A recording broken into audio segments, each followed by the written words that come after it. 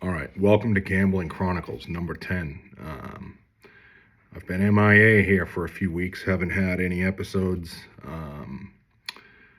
You guys probably wondering where I've been, what have I been doing, but like I said when I first started this there could be many breaks in here for many reasons. I'm not going to commit to put something out every week if I just don't have the time to do it. And lately I have not had the time to do much. I keep telling you, yeah, I said by the end of March, hopefully this will be going on more platforms. Eventually it will. That's not the case now. For now, it's just Spotify. That's home base is Spotify until I get some time to work out some other kinks. Barely got enough time to tie my shoes these days. Usually this time of year, I'm taking somewhat of a break all the way until September. I'll still be managing like accounts and stuff like that, and dealing with people that are betting into accounts, and betting and dealing with people that I get accounts from.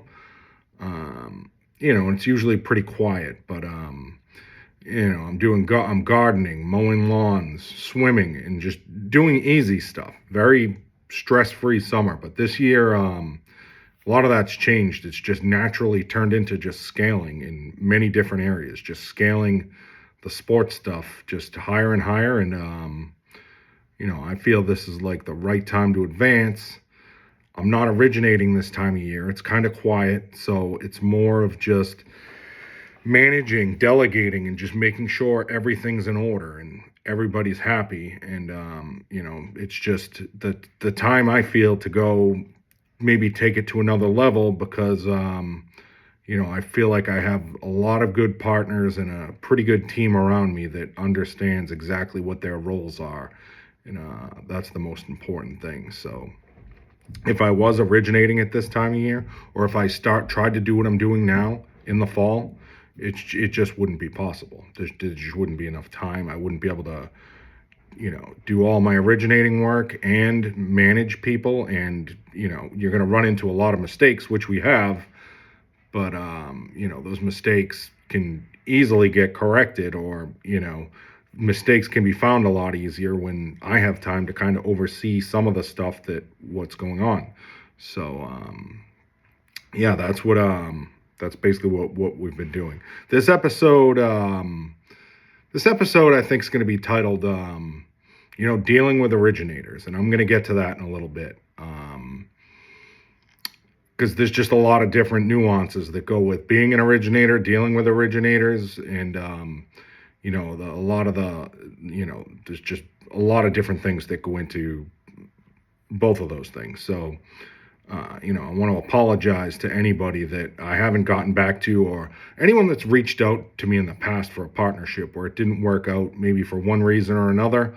Maybe something didn't align, but yeah, if you want to maybe partner up and do something, feel free to reach back out, and we can talk about that. And, even if it's not working with me, I can always point anybody in the right direction on who would probably be a good fit for them, because, not every situation is a fit for everybody. So, we'll start with that. So the number one priority I mentioned for me that was going to be in this off season was my health. Now,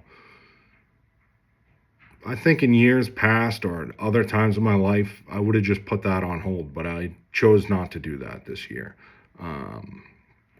The health, I've stuck to it.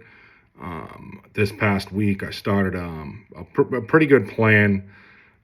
No crash diet, no nothing like that. Just trying to get some foundation principles down for me to get into a routine so I can get my just overall health and, just on the mental side, just be completely clear. Now, the number one thing I had to do was, I'm just going to go through this segment maybe for the next 5 minutes or so, and then I'll jump into the other stuff. But as far as like the health stuff goes, the number one thing that I've been battling since like 2009 was I was diagnosed with pre-diabetes, 2009.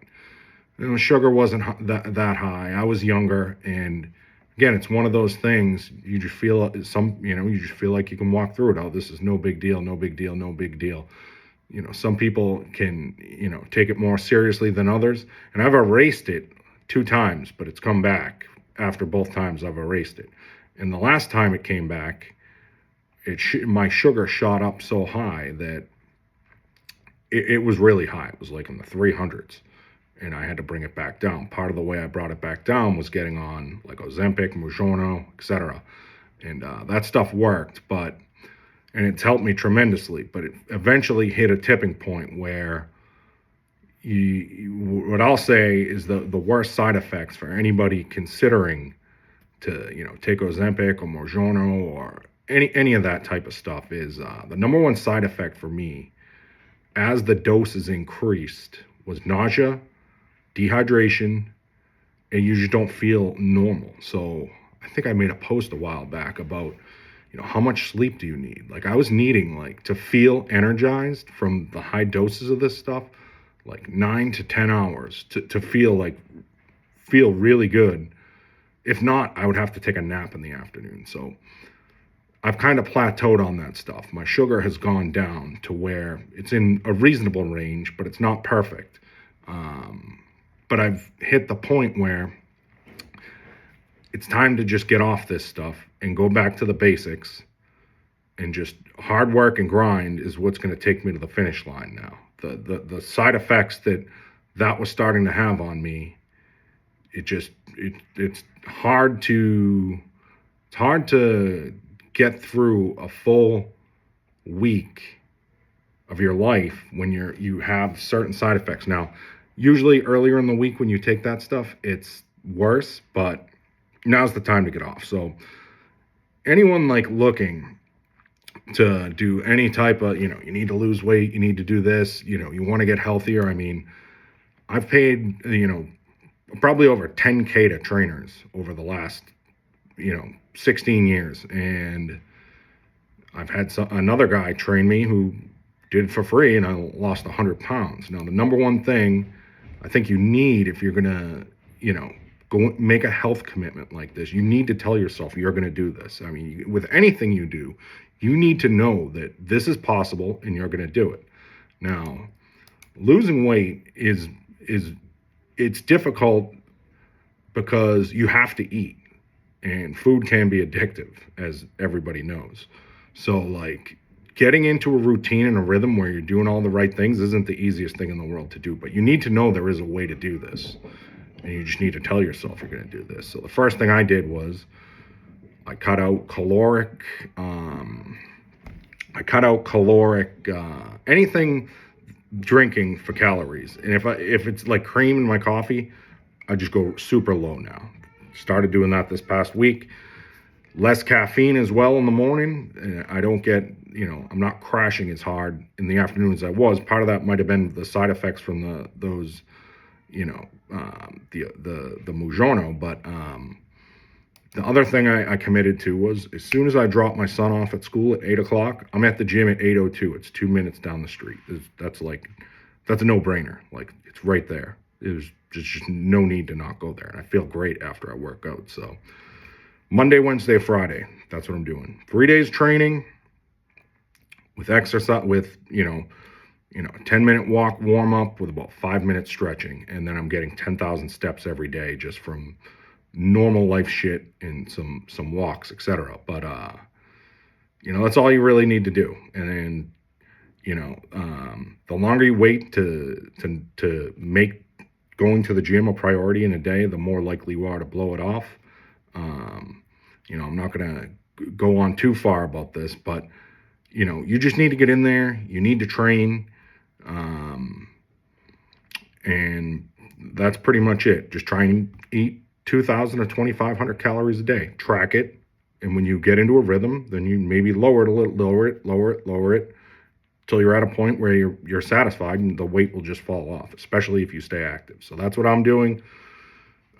One thing I would suggest to people is don't get too attached to following influencers and outside people giving you advice, because you're going to get a million different ways to do certain things. Someone's going to say, hey, just go on carnivore, you'll lose a shitload of weight. Well, some people can't do carnivore, or it would just break them. Or, people, all you're going to do is fast for 18 hours. Yeah, okay. It's not easy to just jump in and do something like that. The easiest thing to do is just routinely walk, routinely lift weights, keep your calories in a certain spot. And that's it. Those are the three major things. And sleep well. And everything else should take care of itself. That's it. That's the rant on the health. Started Monday, haven't broken yet. Feel good working out. And I'm glad to get off that shit because they still don't know the side effects of what that stuff's going to do down the line. So all natural and ready to go as of now. So I mentioned, been scaling a little bit. The hardest part I feel with scaling is just the accounting, the administrative side. This past week, a little bit of a nightmare, but, learning lessons, not going to get into what those exact accounting things were, but anyone that does this knows that when you're dealing with multiple people, multiple movers, multiple different sports leagues, sometimes that accounting can get screwed up if it's not automated. Even if it is automated, it could get screwed up. I've dealt with some large groups who've had some minor problems in their accounting, but I was actually just talking to a partner of mine about this, and, he had mentioned, he dealt with so-and-so group, and they had automated accounting, and there were problems there. But my counter was, like, humans are going to make mistakes too. It's never going to be perfect. There's going to be mistakes. You're going to miss mistakes. But yeah, we had to do multiple spreadsheets, multiple days this past week. And then before you know it, it's, Wednesday, Thursday, and you're kind of getting into how you would be feeling usually on a Monday or Tuesday. But that's just part of growth. That's part of, some of the mistakes that are actually good, so you can learn from them. And I feel we did learn from them. The next thing, with scaling is like, managing everything from like movers to partners and just making sure everybody's on board, everybody's happy, you're doing everything the right way. And if you're not doing something the right way, you need to figure out what that is and you need to fix it, because if everything isn't done the right way, then it's not going to work out for many reasons. So I always try to make sure that I'm doing everything the right way. And if I'm not, then I just, hopefully one of my partners points that out and we can get things rolling in the right direction. So yeah, making sure everybody's on board and everybody's happy and everything's going smooth, that certainly needs to be done. But another thing you need to be paying attention to is small details on little things that go out there that are deals with partners. This past week, I think I would have profited $3K. That wasn't like my expected value on a certain, arrangement I had with like an originator and a partner. And, I was just really tired at night, woke up the next day and just kind of like, well, how did I miss that one? Just really tired, didn't get back to it, didn't ask a question. Cost me a few K. Not a big deal. Don't care. Like I said, when you fuck up, you just got to eat it. The most important thing is just making sure that all your relationships are good and you're doing the right thing. That's it. So yeah, you fuck up, you need to eat it. Even yesterday, we were working with a new guy who was betting some props for us. Sent him a couple of props.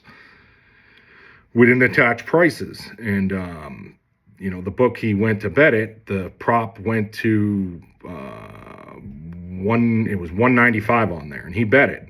I mean, wasn't an egregious mistake. I think it's probably 2 points better than the market now, but he didn't check back in with us. But I would never blame that on him because he doesn't know. So, and we didn't attach the lines. I was driving down the street, get sent a couple of plays. I forwarded them to somebody without really looking at them.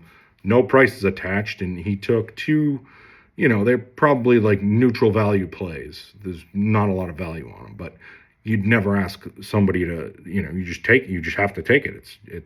It's our fault. But you also, at the same time, when you're dealing with movers that are inexperienced, you should tell them, up front, if there's no lines attached, ask. If you have a different line, you need to ask. And those are like small, trivial things that you wouldn't even really, maybe you sometimes you just take those things for granted because you're used to a lot of people that you're either working with now that know what they're doing, or you just know what you're doing, but other people aren't going to necessarily know exactly what to do, and they're just going to fire, which is fine. We learned from it. We moved on. We addressed the situation. There you go. So you have to remember, there is an unlimited supply of money out there. There is. No matter how tight markets get year round, year after year, tighter and tighter and tighter, there's still stuff out there. There's gold out there. You just need to find it. And if you do everything right and you treat everybody the right way, then that's going to eventually find its way to you if you know what you're doing. There are groups out there that are ruthless, and maybe they would have just told this guy to fuck off yesterday. Hey, we don't want those. Those are terrible prices. Why would you do this? But you can't do that. It was our mistake. We ate it. We move on. So, as long as somebody's not intentionally taking advantage of you as somebody who is, one of the guys in front of a betting group or something like that, you need to eat those mistakes and you just need to move on. And that's pretty much it. So, the work is there, the partners are there. You just need to find it. You need to crawl before you walk. If you try to walk too fast or run too fast, you run into a wall. You need to crawl, bang your head a few times, and then eventually you'll get to walking, and then eventually you'll be running. So the main thing here of this podcast is going to be, dealing with originators and, all different types of things with being an originator maybe, or dealing with an originator and the problems that originators face, or maybe some things that some originators just don't realize that, when you're trying to, gauge whether somebody can win or not or whatever, there's a lot of different things that can come into play here. So, problems that originators face. So from what I've seen for the most part, and this is with me too, is the uncertainty of models early and late in the season.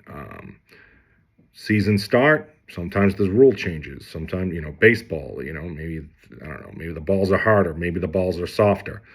Maybe a pitcher doesn't have his curveball and you're relying on data from the year before. And now all of a sudden, you're betting unders or overs on whatever statistical variant, and this pitcher just doesn't have it. So sometimes your data is just worthless. And we've been dealing with some baseball this year, and we got conflicting opinions. We got, there's a guy we're working with who's originating props, and he said, I've never had a problem at the beginning of the year. Trust his data, and his data it's held true for him for a couple of years. But then we got an opinion from another top flight originator, shout out Porter, who said, this is not a good time of year to bet this stuff. Just because of the uncertainty. You just don't know. You don't know. You just don't know what's going to happen. And it can get tricky. In the first 7 to 10 days, they weren't great. Now, did we get crushed? No, but there's an argument to be made both ways. Some people are going to trust their model at scale, and it's going to work. But some people are just going to say, "Fuck that! I'm not betting those first 10 days, 2 weeks until I see what's happening." Because my partners need to win, and they rely on me to win, and I need to win every day. I need to be known as the guy who, when stuff goes into your accounts, they're just going to win. And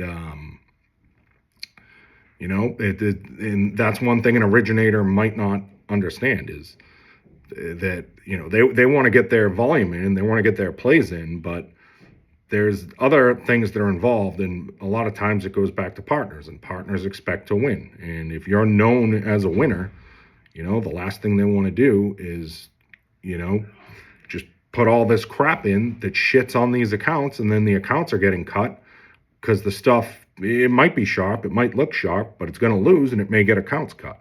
So, those are tricky scenarios that you're going to get into, and it's good to run into them sometimes. It's happened to me in college football. The uncertainty early in the season, all these transfers. You just don't know how things are going to go. I mean, you have an idea how things are going to go, but I've had my swingiest weeks by far, probably both winning and losing, the first 4 weeks of college football when it comes to props. And those are the reasons why you just don't know. I mean, sometimes they have everything wrong, and then sometimes you just might get everything wrong. It's a high variance game. So, some people are willing to gamble on, some people aren't. I'm willing to trust my stuff and do it, but I think as the years go by now, I'm becoming less and less inclined to take a lot of those risks early in the season, and a lot of it is based off of what I saw last year, and it's really like one of the first times I've had to take an in-depth dive into the stuff that I was betting, why it was losing, and how can I make this win. I want the stuff that I'm betting that it's going into all these accounts to win, and I did solve it. I did fix it. We won. We had a good season, but there's a lot of different layers that you need to think about. I never really had to think about this in the past because my stuff just crushed every year. I mean, not to be conceited or whatever, or sound conceited or whatever, but that's just the truth. Every year, 65%, like clockwork, the biggest volume you can imagine, and it just never lost. And at worst, break even weeks, but when you start scaling, you start sending orders out, you just sometimes you're getting back 10x as much on maybe what might be the worst play on your sheet versus what's the best play on the sheet. And that can really fuck you over as well.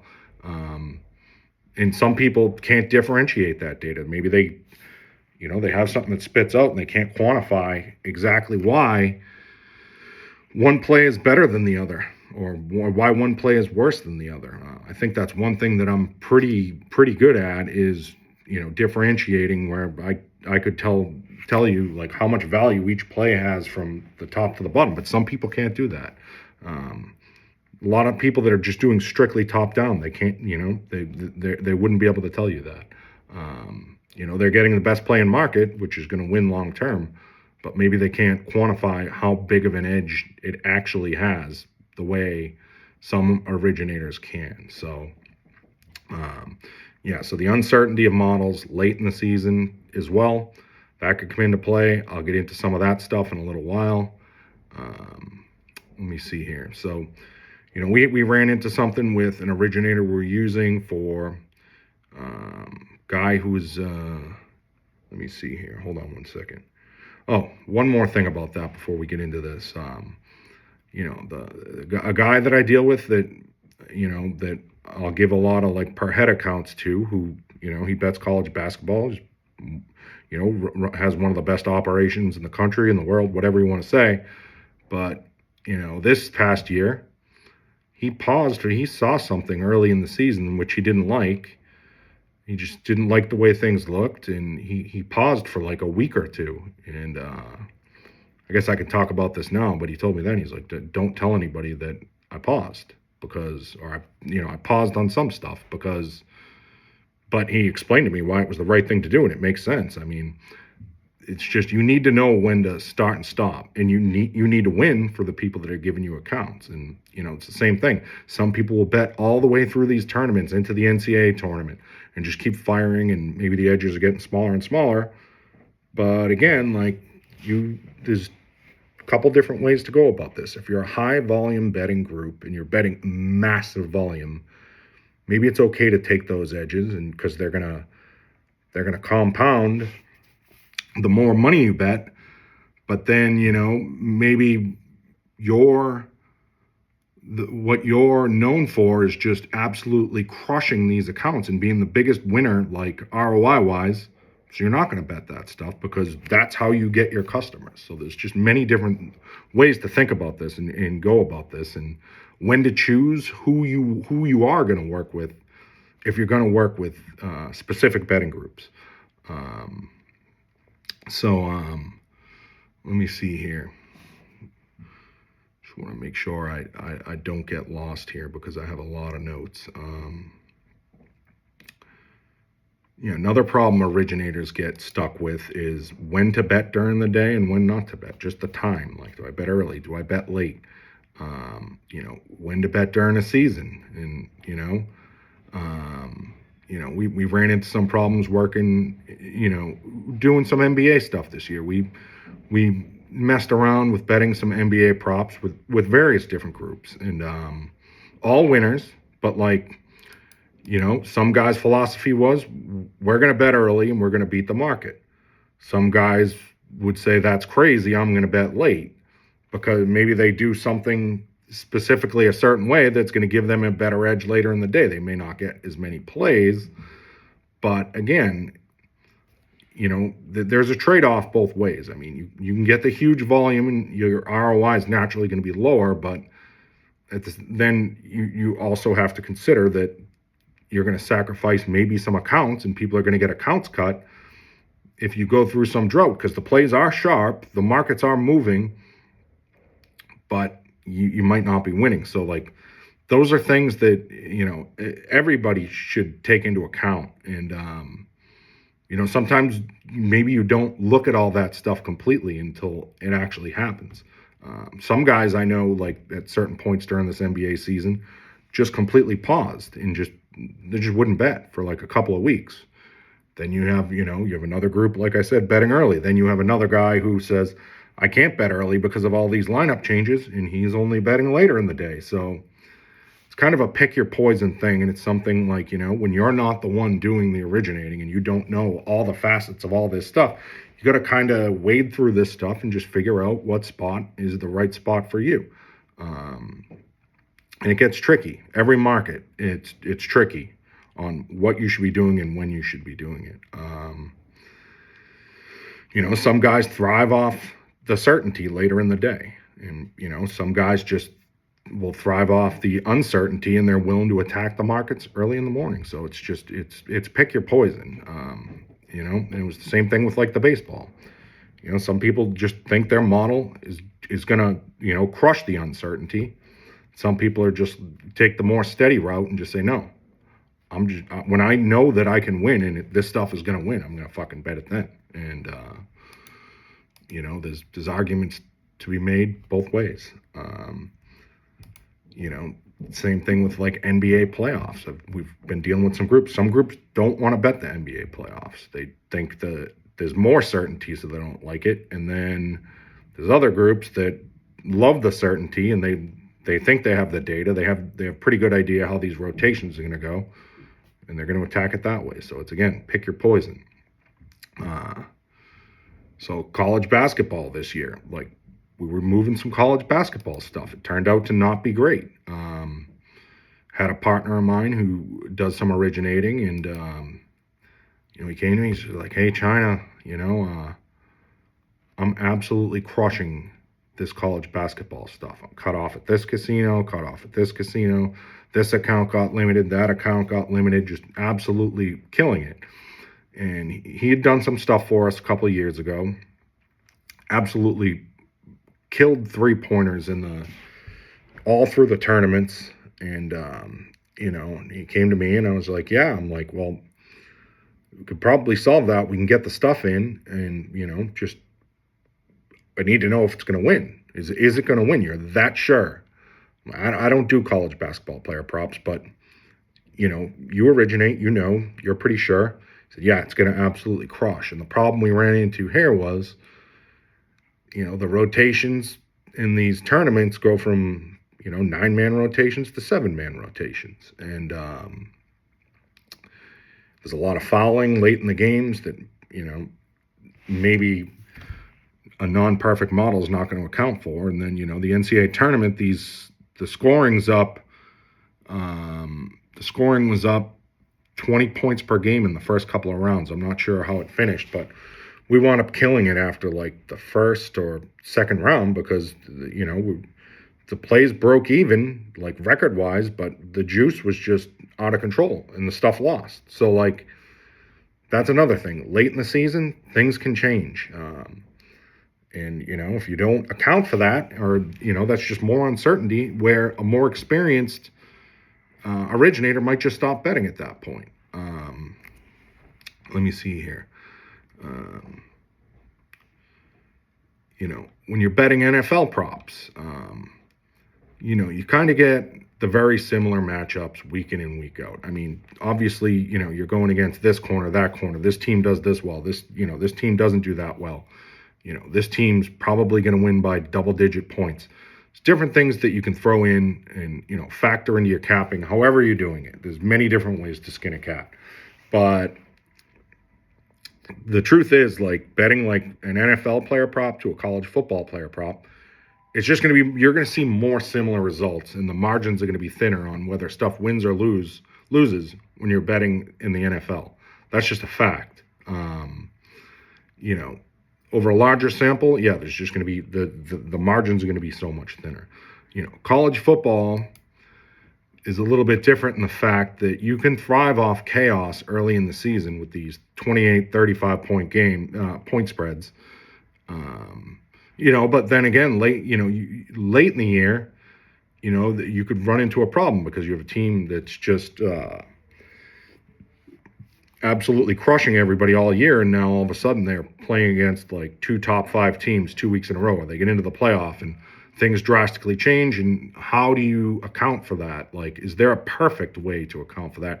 It's, you can account for many different things, but at the end of the day, it's hard to get it perfect. Sometimes you're going to get it right, sometimes you're not.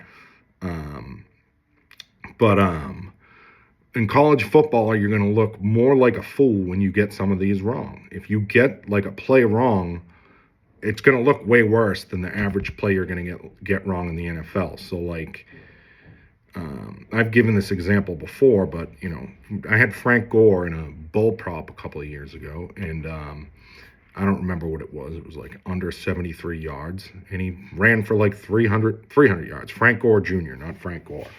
And, one of my partners still gives me shit about that bet to this day. But the reality is, when you're betting college football player props, when you're wrong, it's going to be way off sometimes. You're just dealing with, every year, everything changes. The seniors are gone every year. And then you have a new class coming in. You have all these transfers. All you need is one guy to dominate a guy on the other side of the field. And if they're winning a certain matchup, things can go sour pretty fast, and you can wind up with scenarios like this. Or like you have an under 75-yard receiver, and the guy goes for 250. You look like a fool, but I've had partners come to me and say, "Hey, man, that wasn't even close. Like, where did that play come from?" Like, I've had people come and say that to me, and experienced partners. But the bottom line is, if you're getting stuff down over a massive scale, so if I'm getting 50 props in, I don't care if I lose something by 180 yards. What matters at the end of the day is, if you're getting, if you're getting 65 out of 100 right. I mean, that's the most important thing. Just get 65 right. Doesn't matter what the other 35 look like. It's the 65 that you're going to win, and that's the most important thing. But, somebody might see something like that and maybe not get emotional, but just kind of question it. But that's just the reality of the situation, Guys sometimes just go off in college football and just have these massive games. That's just the way it is when you're dealing with large point spreads and you're dealing with large totals and you're dealing with kids that, somebody finds a matchup, they're just going to keep exploiting it over and over again. And it's going to look bad when they lose. But at the end of the day, it's your win rate overall, which matters.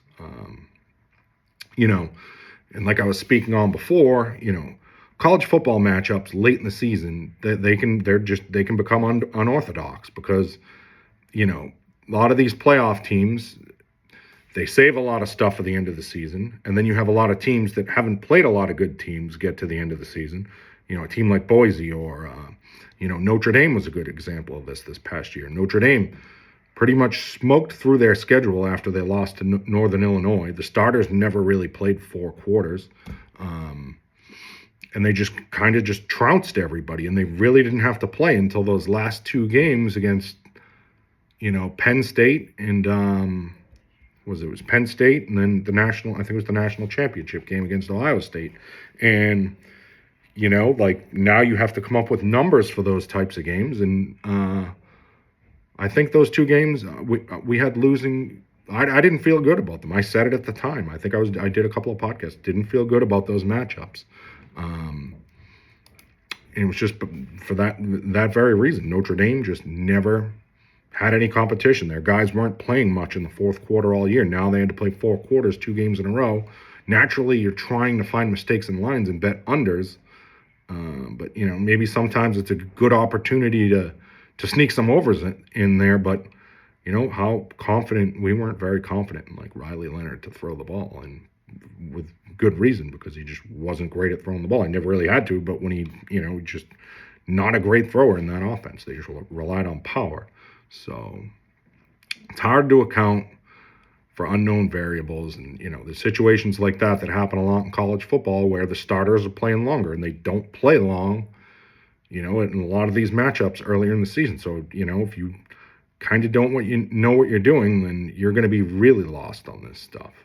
But it's hard stuff to navigate. So yeah, the tiniest things that your model doesn't account for. They could be the smallest things, and you could just get smoked. Maybe, and you might not even know why. It might take a while for you to catch on or figure it out. It may be weeks, months, whatever, and then you're down shitload of units for whatever reason it is, and it just happens. It happens in every sport. Like remember the NBA last year? After the All-Star break, it was last year or the year before, they just decided to start calling the games tighter, and the scoring went way down. So little things like that. If you pick up on it, you can capitalize. But if you don't, you can get smoked. And, that's just the way things go sometimes. And, we had some hard lessons with that this year in multiple sports. Didn't get too crushed, but, there's just lessons you got to learn sometimes on the fly. So, like, another thing here. I'll take a sip of water and then I'll get into dealing with cappers. When you're dealing with a capper / originator, where did they win? Have the dynamics changed? They might come in and tell you, hey, China, I won, 8 million units betting at, this casino or that casino. And then, and this just happened with a guy that I know. And then he drives up, he was crushing a casino in New England, and then that ran dry. He drives up to New England, up to New Hampshire here, and he tries to bet in these casinos, and you just get shut out. They don't give you anything. And there's one operator here. It's DraftKings, and you're just not going to get the home cooking you were getting at a casino for many years, because every casino is different. So dynamics change. You come up here, you're not going to get much. Now you're not going to get the volume. You're not going to get a lot per play. It's going to be harder to kiosk jam and get that stuff in the way that you need to. And then we used to talk about this in poker a lot. The poker analogy for this was, someone says, oh, well, what, you need, usually it was like a 10K hand sample will give you your, roughly what your win rate is. Or like if you have 100,000 hands, like that's your definite true win rate. But the truth of the matter is, yeah, that's what your win rate was. But the most important thing is, what is your win rate right now in the stuff you're betting right now? And like in poker, like, yeah, maybe you won, $50 an hour over $100,000 hand, over 100,000 hands. But now you're playing in a lineup with 8 fish and you're the best player. Well, you're probably, if it's the same stakes, you're probably going to have a bigger win rate than that $50 an hour. It's the same thing in sports betting. Like, you go from, one sports book where let's just say you're betting sides and totals. You got a whatever, a 1% ROI betting like the biggest markets in the world. But, on a prop, you might have a double-digit ROI. So where did you bet? Can you bet that same stuff now? And if you can't bet that same stuff now, what is your win rate now at what you want to bet? Because it's just things change. Every situation's different. I always say that. It's something Bill Belichick says, but it's true. Every year is different. Every situation's different, and you just have to maybe you got to find a way to try and figure out why somebody was winning or losing before, or if they were winning big before, why are they losing now? And a lot of the answers are in either the market changing or the market that they're actually betting in now, or the casino they're betting in, or the apps they're using. Things change all the time. So one thing you need to do if you are dealing with cappers and you're looking for guys to come in, make them take a piece. This is something I remember Spanky talking about multiple times on Be Better Betters, is if they're not willing to take a piece, then they're either not confident in their stuff wasn't good enough and they weren't able to make money off it to begin with, or they're gonna maybe bet emotionally when they get down if they're on a free roll, So, and Spanky has said this, like how many cappers that he had gone through before he just realized, like, I'm just gonna go top down or whatever, and that's what he preached for a long time. Top down, you can't lose going top down, blah, blah, blah. Some senses that's true. And in other ways, though, you kind of do want to work with originators because it eliminates the top down and you get straight to the source and you're going to win. But you need to know that your originators can win for that to happen. And sometimes, it's a bloodbath on the way to finding that right guy if you're taking shots on somebody winning, based off word of mouth or, whatever, because some people can fancy talk and then they get in and then they get crushed, even if you did your due diligence. So don't be afraid to ask around. Who have you worked with? How did that go? Maybe talk to that person, see how it went.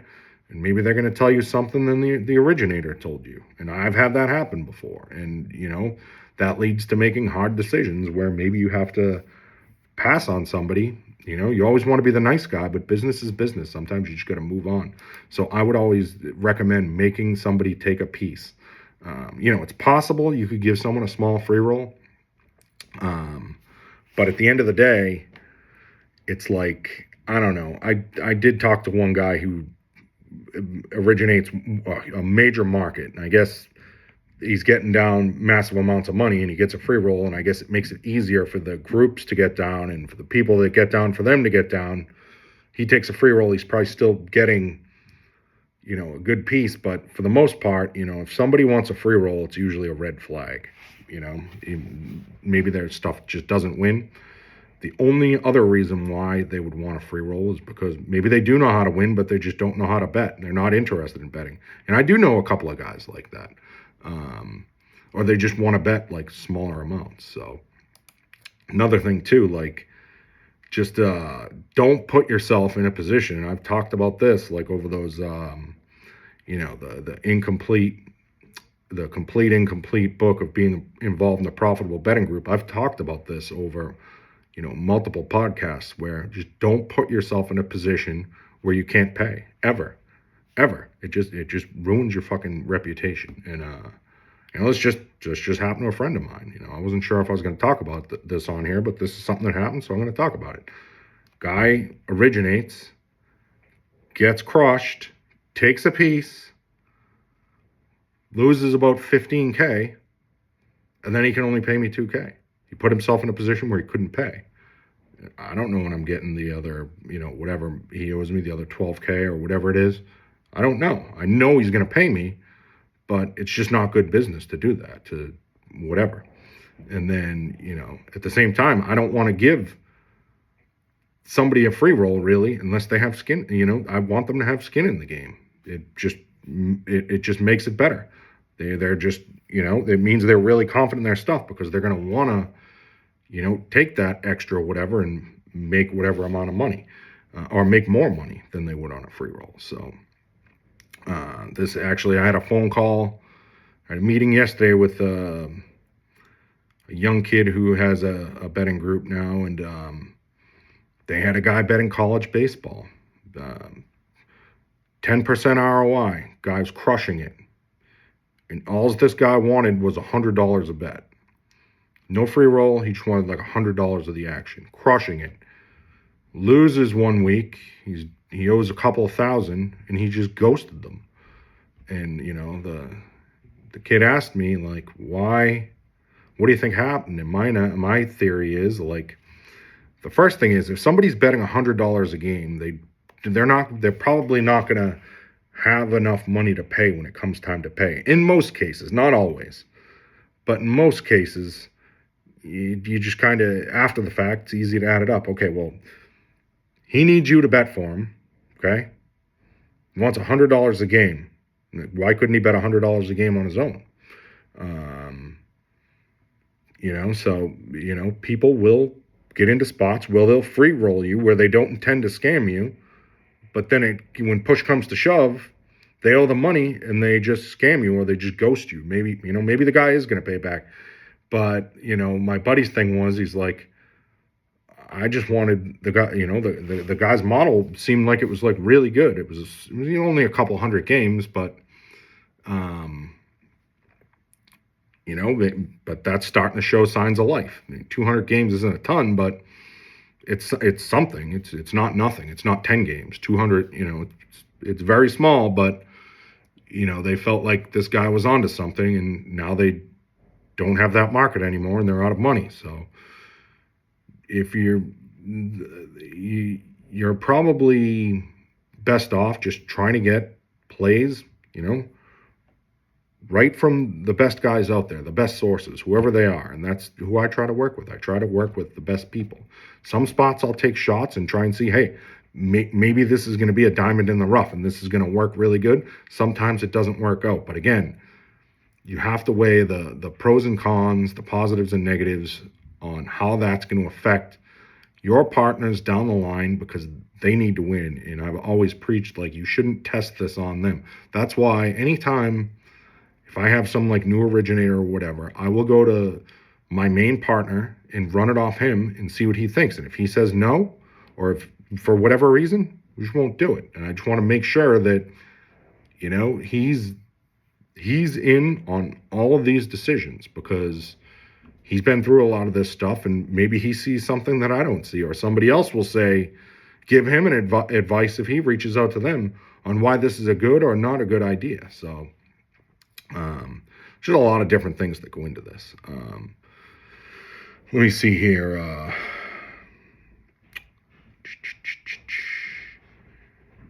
Yeah, this I kind of touched on before, but free rollers can make originators careless when they just have no skin in the game. It's just 100% true. And then they go crazy. It's plus EV to give free rolls because of the smaller percentage. But, you're going to whiff more from time to time with those free rolls. And on a grand scale, you're just going to have this massive red sitting where you free rolled somebody, they lose, you don't work with them anymore. And I probably have, 100,000 out there in just dead red that I'm never going to see ever again from, taking shots on people. But again, I don't expect all these situations to work out. Maybe I've partnered with somebody who's won 500K for me, and then this 100K is nothing. So it's almost like you're panning for gold, and you're trying to find gold when you're trying to seek out and find different guys to work with. That's just from my experience. Let me see here. I already kind of touched on this. Yeah, if you want to take a shot on somebody and somebody else isn't comfortable, then fill it on you. You should be filling that on your own dime, not your partner's, because partners want to win, and if partners don't win, they're not going to work with you. So you got to try and make sure the stuff going in is really good stuff, and it's gonna win week to week more often than not. And the higher the ROI, the better. Those seem to be the best guys that I want to work with, is the guys with the highest ROI. It's just, I'd rather just cook accounts and just move on to the next account. And I'm going to get into that towards the end of this episode today. Let me see here. Let's see here.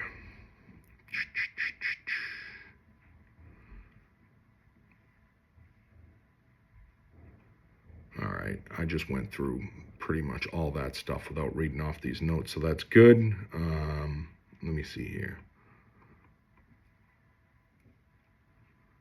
Yeah, always find out the dynamics.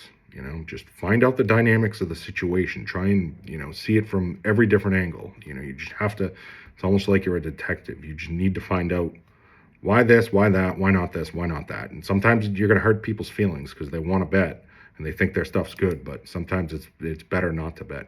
Starting and learning when to start, learning when to stop, it's just a very important skill, but you just need to develop that as you go through your process as a betting group, etc. And this is a spot where a lot of rec bettors get wrecked because maybe they latch onto something. Something's working. They found something that's pretty good. They think they found a little bit of an edge somewhere. They probably did. But then the edge just goes away, but they don't know why because they can't quantify it. So and then maybe they go on tilt and they get slaughtered because they just don't know what they're doing. So another thing, it's a different feeling losing on, somebody else's stuff than your own stuff. You lose on your own stuff, it's like, all right, whatever. And but when you lose on somebody else's stuff, when you whiff on it, it's a little bit of a different feeling. Not that it matters either way, but it's just like then you start questioning things. So like, am I analyzing this situation right? When you go into deep waters, you have no idea what you're going to get. You could catch a great white shark and you might catch nothing. And you want to catch a great white shark and you just want, a great white shark, nice big fish. You hit one and it pays off. But, sometimes you're going to whiff a bunch of times before you get there. So, but don't overextend yourself getting into situations like this. Trying to figure this stuff out. I'm fortunate that I've been able to kind of test this stuff out as I've scaled, where when something doesn't work out, it really doesn't matter. It's just part of the game. You're not going to hit every one. You're not going to get up to bat in the majors and hit 500 or hit 1,000. You're just trying to make a living. Another thing I want to talk about today is accounts getting cut fast. I had a partner of mine say, "Damn, man, your network must be so huge. These things get cut so fast." And the truth is, like, yeah, they do get cut fast. You need to choose. Do you want to hide accounts or do you want to win? Like, there's some people that just have this thing where it's like, oh, I'm just going to, I'm going to mask this and mask that. And it's not going to, a bot's not going to bet it and this and that. And it's just going to last longer. But who gives a fuck if it lasts longer, if it's not winning, or if you've got a 1% ROI with like 3 months of variance? That doesn't matter. That's why, like, I don't care what anyone says. I want to win fast, whether it's on props or whatever, or like whether you're betting on lacrosse or ping pong, it doesn't matter. I want the accounts to win fast. I want the accounts to get cut. The real skill is finding more outs. Find more outs and just keep churning them through stuff that wins. Eventually, if you're betting stuff that has like these low 1% ROIs, it's they're going to get cut too eventually, and they might get cut while it's not winning. So I'd rather just win, and try and have a double-digit ROI, and just consistently win. It's just not possible to win, tens of thousands, hundreds of thousands, millions of dollars and hold on to those accounts. It's hard to do unless you have some special deal with somebody at the top of some company or something like that, where they're taking your information, or maybe some bookies betting your stuff out. It's just not possible to do. You can't have it both ways. And then, some people wonder, like, hey, why am I breaking even now? Well, maybe it's because you're just trying to turn water into wine when you should just go get the wine. Just get the wine. You don't need to turn the water into the wine. Just go to the store and get the wine. The wine is there. Take the 10% ROI. Take the 5 to 8% ROI. Don't go for the 1 or 2% ROI. It's just the only situations where I want to have an ROI that's on the lower end like that is when I have accounts that can't bet stuff that has the higher ROI. Then I have people that maybe do bet those bigger markets, and they can bet that stuff out. So unless you're betting at massive scale, then it's not a good idea, in my opinion, for most people that are starting or getting into this. There's just no way to hide these accounts. I had a call today with an operator about maybe a potential sponsorship for this podcast, and that was the one of the pieces of advice he gave me during the conversation. And I said, yeah, I totally agree. He said, just stay away from the 1% ROI stuff. After overhead, this, that, and whatever, and it's more aggravating. At least when you're getting into this. Maybe when you scale, might be a different story. Then you're betting at scale, and the ROI doesn't really matter as much because you're just getting so much money down. So let me see here. Just focus on replenishing accounts all over. That's it. Become a good account getter. I think that's the one spot where most people getting into this can thrive. You get accounts and you give them to the right people. You just need to keep getting more accounts. It doesn't matter if you're betting the stuff by yourself, you're still going to need to get more accounts. And, and another thing, like people will say, well, if I bet the stuff and I go top down by myself, I'm going to find this edge, that edge, or the other edge, or whatever. But at the end of the day, you're better off. You're not getting all the live stuff that's going into, a lot of these accounts. You're just not getting some of the stuff that's going to come directly from originators or directly from the top of the food chain that's going into these accounts. You're not going to be able to get that. It's going to take longer. So at the end of the day, the most important thing is replenishing accounts and finding more ways to get your action down. That's my opinion. Everybody has different opinions on this, but at the end of the day, it's just the truth. If you need to eat and you go to a store and they have more food, they have no food, you got to go to another store and find another food and find more food, and just go to the next store and find more food. I shouldn't be talking about food because I'm on a lifestyle diet change here, but anyhow, you kind of get what I'm saying. You need to find the food to eat, and if you can't, then what's the difference? You're going to starve. So yeah, that's pretty much the end of that rant. Keep getting DMs about Fliff and why I'm not getting paid, and I'm telling you, 9 times out of 10, the people admit to me or just tell me. I say, hey, are you multi-accounting? And the answer is almost always yes. I'm multi-accounting. I don't know how you're getting caught. I mean, I don't know if they have location services or whatever it is, or maybe you tripped up and used your Wi-Fi at home. Maybe, I know with location services, they can track you to the nearest foot. So one way or another, these people are all getting tripped up. Multi-accounting on Fliff. I've never multi-accounted on Fliff. Don't have that problem. But I will say this. When I got my first office in 2021, I told the guy who kind of been my mentor for the past 20 years in everything that I do, told him I was getting a betting office. He had just gotten one too. And he said, don't be a fucking idiot. Don't think, he goes, what do you think you're going to do? Just go in there and just bring a bunch of apps in there and just bet them all? And I was like, no, that's actually not. I was getting in the office to just have a separate space from being at home, having a young kid. Just when I need to work, I need to work. When I need quiet, I need quiet. I just need to really focus and dial in without getting aggravated for whatever reason. And it does get aggravating if you're trying to work and somebody's just nagging. And believe me, if I could trade and just spend all the time in the world with my son, I would. But you do need to work. So I got the office, and he said, just don't sit in there. Don't be stupid. If you're gonna, be betting apps, drive down the street and bet them. Don't bet them from your office. Don't use that Wi-Fi. If you're gonna do that, get different phones. Put it on airplane mode when you're done betting. Shut the phone off to be extra careful. But these are steps that people don't think about when they go to multi-account. And, I don't really love teaching a multi-accounting course here, but that's the truth. I mean, if you're gonna do this shit and you think you're gonna pile up all this money, at least try and do it the right way. And that's how people get caught. I don't know how they've been getting caught on Fliff, but that is inherently how it's going to happen. Read the terms of service.